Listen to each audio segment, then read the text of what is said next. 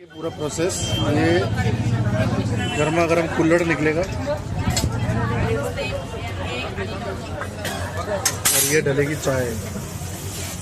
क्या बात है, अरे बाप रे, इसे कहते हैं तंदूरी चाय। अभी देखो जादू, ओवरफ्लो होगी।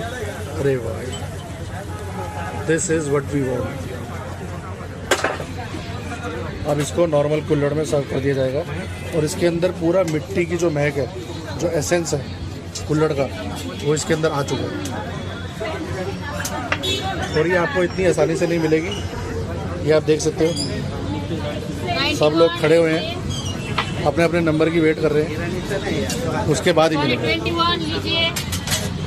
ये एक और बन रही है।